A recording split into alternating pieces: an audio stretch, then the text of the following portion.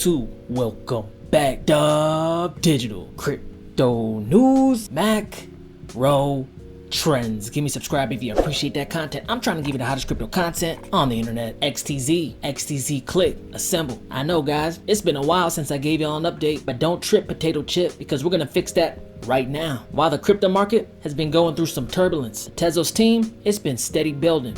And you don't gotta look far to see the fruits of their labor because it's all over the headlines. Today, we're gonna look at the price action, cut it up a little bit, but make sure to stick to the end, y'all, because this is the DubDigital channel. You know I get that TA and the FA and I mix it all up. And I'll give you guys a little hint. Between a new corporate baker to the first launchpad on Tezos and digital identity solutions, Tezos, it's on the forefront of it all. But you know what? I'm getting ahead of myself. Let's pull up the chart.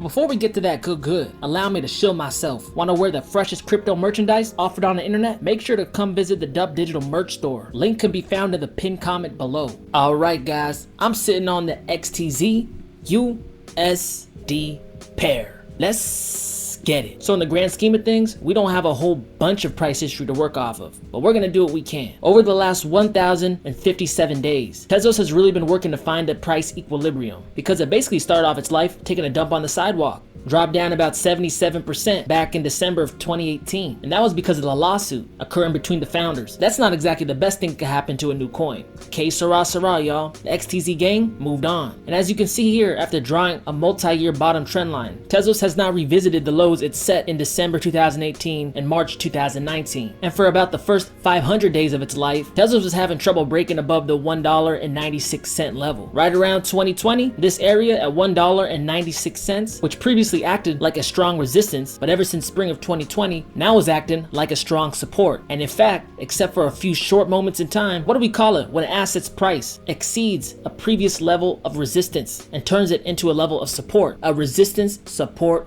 flip. And from the start of 2021, Tezos ran up from that $2 area and at the highest point rose up about 336%, hitting upwards around $8.67. DubDigital, so the hell what? That shit came crashing down to the floor. Guys, don't be so dramatic. Even though Tezos crashed down about 76% right around the May to June area of 2021, that wasn't exactly a Tezos problem. That was more like a Bitcoin taking a dump on the sidewalk problem. And wherever Bitcoin goes, altcoins tend to follow. And when we jump into the daily, you'll see Tezos' bottom trend line forming what I like to call a rounding bottom. And it even took a strong bounce once the price came down to about $2.12. 36% off of this long-term trend line. What do bull patterns typically represent? Areas of accumulation. When I apply a volume profile over the whole entire macro structure of Tezos, you'll obviously see that there's a crap ton of sell orders sitting right here at the $2.90 level. Pretty much for the last year and a half, Tezos has been trading in between these areas of about $2 and $2.90. You can see it right here. And currently, the price is sitting at about $3.30.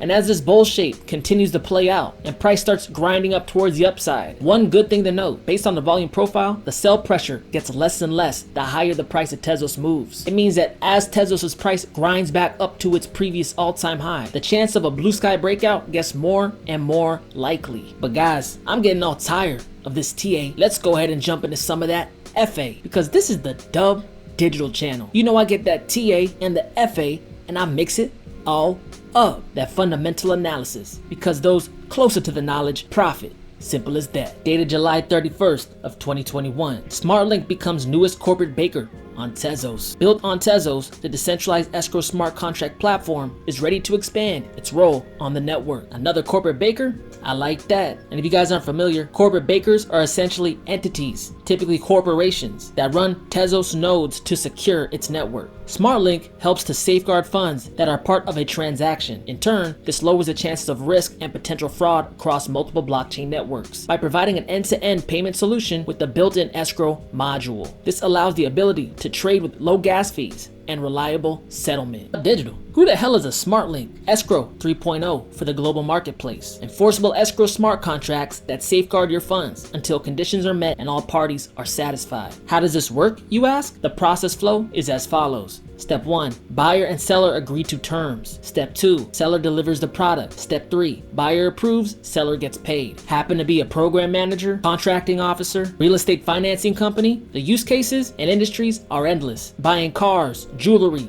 boats, aircrafts, rentals, collectibles, in-game assets, or over-the-counter trades. Because we're seeing NFTs and tokenized assets growing in prominence in the blockchain ecosystem. The first step is to create these assets, but the second step is to facilitate commerce of those assets. Not only having a digital escrow service built on top of Tezos, but making one an integral part of the Tezos ecosystem through SmartLink becoming a corporate baker. This gives you a little bit of insight as to what Tezos is trying to build. Dated August 5th of 2021. The centralized crowdfunding platform Rocket Launchpad launches in the Tezos ecosystem. Rocket Launchpad is providing the solution for developing Tezos-based projects with the aim to keep and grow the ecosystem's fast-paced development. Rocket Launchpad is a decentralized initial DEX offering IDO platform built on Tezos blockchain. It provides an efficient and secure method of investing in the rapidly growing number of Tezos projects. The platform is set to launch in August with the corresponding token sale for its native token rJUFHGL. The Launchpad will also vet each project's code thoroughly, ensuring each project is secure, scalable, and achieves the founder's objective, reducing the chance for you to get rugged on. And I hate getting rugged on. But what's interesting here, guys, is they implement a tier-based system which allows people who hold the rJUFHGL token to qualify for particular token launches. The tier-based system allows users to access new Tezos-based project IDOs by staking their rJUFHGL. The more rJUFHGL a user stakes, the higher their chances of gaining pre-sale access to a launch pool. And the names, they're kinda wild, but check it out. Triangulum, you gotta stake about 25,000 rJUFHGL to qualify. Milky Way, you gotta stake 250,000 rJUFHGL to qualify. And Andromeda, you gotta stake about 2.5 million rJUFHGL to qualify. DubDigital,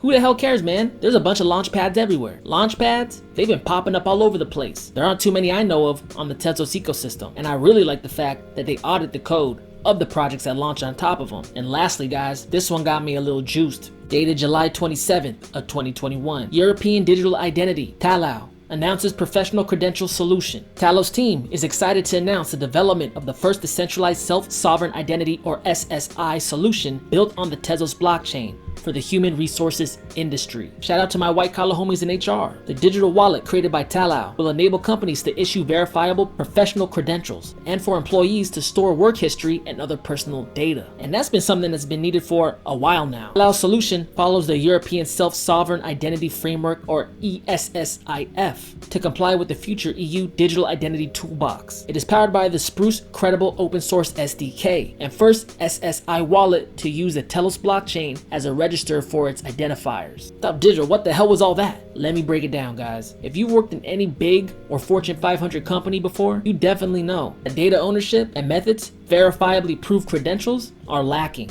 Talau is basically building its own digital identity solution, give employees a medium of which to prove their credentials to employers, potential employers, or whoever needs to know. But more importantly than that, gives them ownership over those credentials and allows them to share that data only when it's required, giving companies verifiable legitimacy when presented with information from employees. Use cases for Talos credential wallet include job seekers share their career records without multiple background checks and verification overhead and value of their work experiences as certified credentials. Companies reduce resume fraud and accelerate the recruitment of the best talent. Freelancers prove their identity, skills, and credentials when joining gig platforms, enabling frictionless onboarding. Platforms benefit from reducing fraud without collecting sensitive user data. Companies and workers benefit from passwordless authentication, reducing the risk of stolen data and reuse of this data to compromise access to enterprise or talent assets. Y'all know that's a big old problem. Companies be digging in a whole bunch of extra stuff when they're gonna hire you. You know, these background checks, they be checking a whole bunch of stuff. And sometimes things that aren't even really directly related to the job you're applying for. Every time you hire somebody, you're somewhat running the risk that they were not forthcoming on their resume. You said like the ESSIF, what the hell is that? ESSIF stands for the European Self-Sovereign Identity Framework. The European Self-Sovereign Identity Framework, or ESSIF, is part of the European Blockchain Service Infrastructure, EBSI. EBSI is a joint initiative from the European Commission and the European Blockchain Partnership to deliver EU-wide cross-border public services using blockchain technology. And Talos developed its digital identity solution in accordance with the ESSI framework. They're working in accordance with and compliant to what the EU wants. And that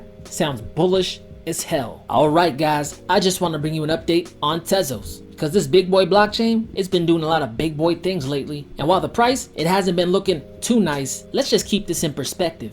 Not too many altcoins have. But granted that we turned that resistance into support, and Tezos' price is making that rounding bottom. When we combine that information, what I've been talking about in my 4-year cycle video, it just gives me more and more confidence that the era of altcoins is right upon us, Tezos included. And between all the headlines I read to you, between corporate bakers, digital identities, and launchpads, just keep this in mind. Price action is just a symptom of fundamentals. Tezos has been building on top of those fundamentals this whole entire time. Cream, it always rises to the top. And I think XTZ is gonna be fighting for one of those top spots. But hey, y'all ain't gotta listen to me. This is not financial advice. I'm just a dude on the internet. If you appreciate the content, give me a like, comment, subscribe, DubDigital, crypto news, macro trends. I'll talk to y'all later. Peace.